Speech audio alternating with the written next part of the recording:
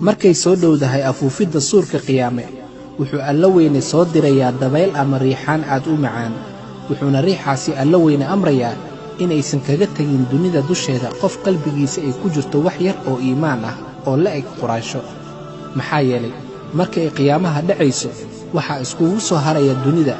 inta ugu dullisan uguna sharta badan qalqiga uu alla abuuray oo idil intaasi kadib wuxuu alla weyne malagga Israafiil amrayaa inuu afuufo suurka koowaad waxaase markaasi dhimanaya wixii dhulka iyo cirka ku sugnaa intuu alla weyne doona mooyee sidaasina waxay dunida ahaan doontaa 40 sano oo kaamil ah korkeeda kuma sugnaan doono qof nool wallaahi kuma sugnaan doono korkeeda jinni iyo insi iyo malagba ilaa aan ka ahayn alla weyne dhammaan dadka oo idil waxay ka hoos mari doonaan ciidda ma jiri doonto maalintaasi Maraykan Ruush Ingiriis Jarmal Soomaali Sacuudi iyo wax walba oo la mid ah maalintaasi markuu alla weyne ka dhigi doono dhulka si aan horay loo arag wuxuu malakul mawdku ku dhihi doona alla weyne malakul mawdow ayaa soo haray oo qalqigayga ka mid ah insaankii waa ay dhinteen rabbigaygiyo jinnigiina waa ay dhinteen dhammaantood malaa'igtiina waa ay dhinteen rabbiyow dhammaantood waa ay dhinteen malaa'igtii insigii iyo jinnigii iyo wax waliba oo cirka iyo dhulka ku sugnaa waa ay dhiman doonaan maalintaasi ilaa aan ka ahayn malakul mawd markaasuu alla weyne weydiin doonaa malakul mawd ayaa soo haray oo qalqigayga ka mid ah wuxuu dhihi doonaa ilaahayow allow waxaa soo haray jibriil mikaa'iil israafiil iyo weliba aniga addoonkaaga ah hortaada taagan markaasuu alla weyne ku dhihi doonaa malakul mawd ka qaad nafta jibriil malakul mawdow markaasuu ka qaadi doonaa markaasuu alla weyne ku dhihi doonaa yaa soo haray markaasuu ku dhihi doonaa mikaa'iil iyo israafiil iyo aniga addoonkaaga ah markaasuu alla weyne ku dhihi doonaa ka qaad nafta mikaa'iil malakul mawdow markaasuu ka qaadi doonaa markaasuu alla weyne haddana wuxuu ku dhihi doonaa ka qaad israafiil nafta malakul mawdow markaasuu haddana ka qaadi doonaa markaasuu alla weyne jalla jalaaluh wuxuu weydiin doonaa malakul mawd cidda soo hartay markaasuu ku dhihi doonaa ilaahayow aniga addoonkaaga ah oo malakul mawd ah ayaa uunkaagii oo idil ka soo haray markaasuu alla weyne ku dhihi doonaa dhimo malakul mawdow adigana dhimo malakul mawdow dhimo malakul mawdow waa uu dhimanayaa malakul mawd markaasi waa uu dhimanayaa malakul mawd markaasi markii uu dareemo xanuunka nafta malakul mawd wuxuu dhihi doonaa allow awooddaada iyo isla weynidaadan ku dhaartay haddii aan ogaan lahaa inay sidaani u daran tahay nafta waxaan kaa dalban lahaa inaad iska kay cafiso oo addoommadaada iyo qalqigaaga guud ahaan ee aan nafta ka soo qaaday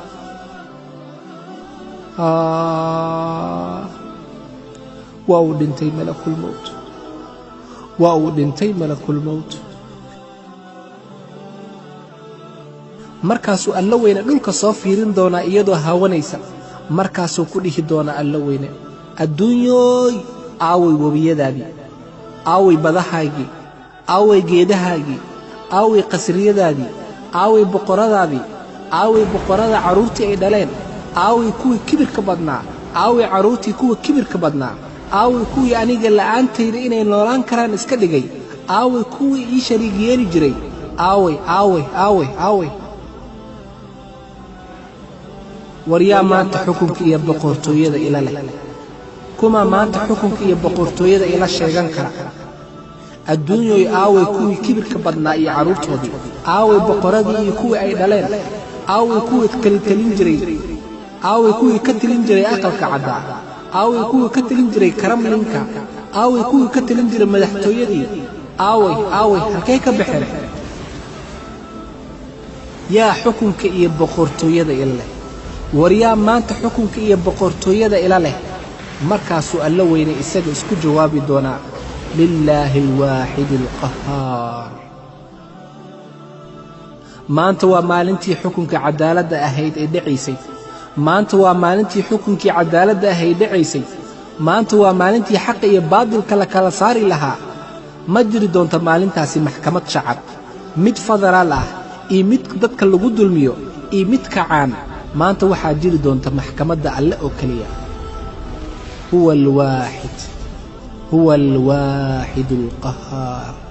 huwa alwaaxid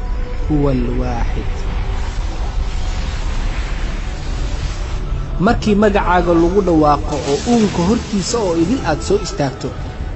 oo aad ku dhahdo allow maxaad iigu soo diri weysay digniin oo aan ku soo xaadiri doono kalfadhigan maanta ah adduunyada aad u qabatay wuxuu alla weyne ku dhihi doonaa waa aan kuu soo diray digniin maxaa yeelay waxaad maalin walba 17 jeer aqrin jirtay ragco waliba aayad miyaadan aqrin jirin aayadda ku jirta suuratul faatixa maaliki yawmiddiin ma taqaanaa boqorka aad sheegi jirtay maalintaasi waa aniga boqorkaasi waa aniga boqorka maanta kala fadhigan kala baxa ah isku kin yeeray haddii aad ku tiraahdo allow yaa i soo gaarsiiyey digniintan waxaa lagu dhihi doonaa laqad jaakum rasuulun min anfusikum casiizun calayhi maa canidtum xariisun calaykum bilmu'miniina ra'uufun raxiim xaqiiqdii waxaa idin yimid rasuulka Muxammad sallallahu alayhi wasallam oo aad si fiican u garanaysaan isagu Muxammad sallallahu alayhi wasallam waa mid idin jamasho badan xaggiina si aad u hanuuntaan isla markaana aad u toobad keentaan iyo inaad gashaan jannada iyo kuwa laga koriyo ciqaabta naarta mu'miniintana isaga Muxammad sallallahu alayhi wasallam waa mid u roon oo u turid iyo naxariis badan uunka haddii aad ku tiraahdo allow ii fasax aan kuu keenay marqaatiyo waxaa lagu dhihi doonaa يوم تشهد عليهم ألسنتهم وأيديهم وأرجلهم بما كانوا يعملون maalintaasi marka carabkooda gacmahooda iyo lugahooda ay ku marqaati furi doonaan wixii ay fali jireen haddii aad ku tiraahdo allow ii oggolow aan kuu keensado qareenno i difaaca aniga waxaa lagu dhihi doonaa اقرأ كتابك كفى بنفسك اليوم عليك حسيبا waxaa lagu oran doonaa akhriso kitaabkaaga adiga laf ahaantaada baa isugu filan isxisaabin oo korkaaga ay ahaan doontaa maanta haddii aad ku tidhaahdana allow ii oggolow maanta aan iska bixiye lacag madax furasho ah ama wakiilasho shakhsi ah wuxuu alla weyne ku dhihi doonaa يوم لا ينفع مال ولا بنون إلا من أتى الله بقلب سليم maalin aysan maal iyo caruur toona wax tari doonin mid ma ahee ee isagu ula yimaada alla weyne qalbi fiyow oo ka fiyow shirki iyo munaafaqnimo haddii aad dhahdana racfaan ayaan ka qaatay xukunkaaga allow wuxuu alla weyne ku dhihi doonaa ما يبدل القول لدي وما أنا بظلام للعبيد hadalka iga soo fula aniga ma aha mid la bedeli karo oo anigu ma ihi mid dulmiye ah in yarba ha ahaatee addoommada waxaad aakhirkaaga dhihi doontaa allow intay ii waddaa markaasaa waxaa lagugu jawaabi doonaa يوم يقول لجهنم هل امتلأت وتقول هل من مزيد maalinta aan ku odhan doono naarta jahannama ma buuxsantay waxay odhan doontaa ma jiraan wax dheeraad ah oo soo socda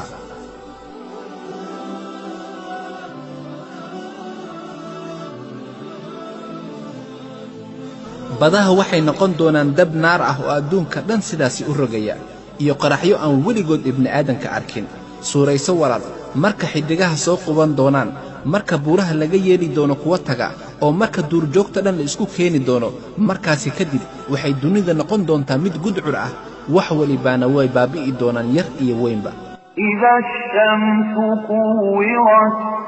marka qoraxda la duubo oo ay mudubaato lana xooro وإذا النجوم انكدرت oo marka xidiguhu soo quban doonaan وإذا الجبال سيرت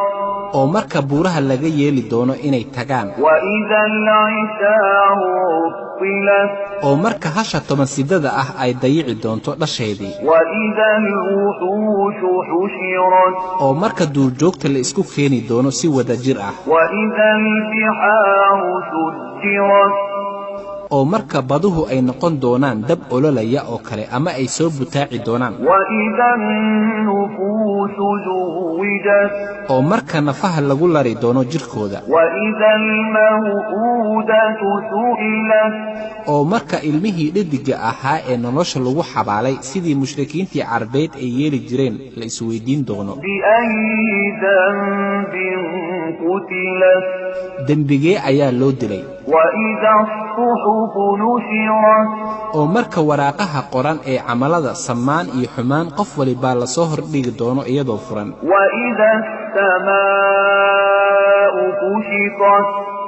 oo marka cirka la xayuubin doono oo laga rujin doono meeshiisii وإذا الجحيم سعرت oo marka naarta la hurin doono si ay u olosho وإذا الجنة أزلفت oo marka jannada la soo dhoweyn doono علمت نفس ما أحضرت markaasi qof waliba wuxuu ogaan doonaa wixii oo la yimid oo samaan iyo xumaan ahaa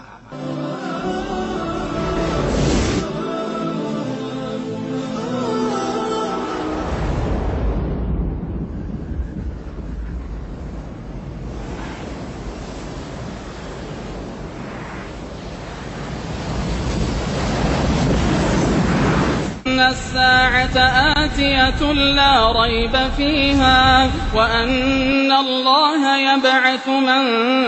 في القبور